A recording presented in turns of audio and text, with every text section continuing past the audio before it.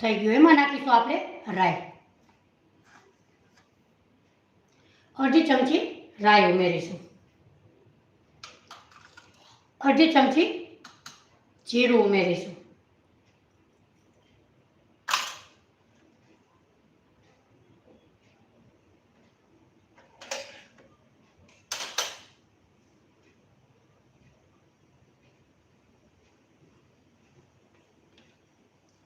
મિત્રો, આમાંથી વેજ ઢોકળા કોને કોને બનાવ્યા એ મને કમેન્ટ જરૂરથી કરજો. હવે આપણું રાઈ જીરું એકદમ સરસ સોતળાઈ ગયું છે. હવે આપણે નાખીશું એમાં તલ. એમાં નાખીશું આપણે લીમડો અને લીલું મરચું.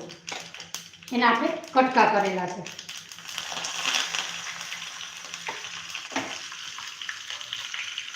હવે આપણે આ ઢોકળા ઉપર પાથરી દઈશું.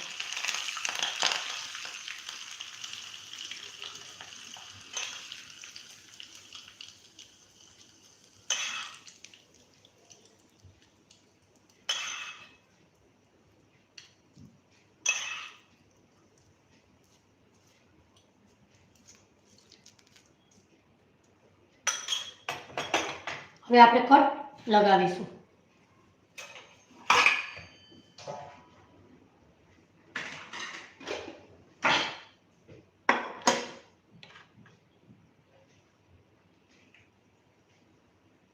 મિત્રો, છરી અડતા જ આપણે જોઈ શકીએ છીએ કે આપણા ઢોકળા કેટલા સોફ્ટ મસ્ત એવા બન્યા છે.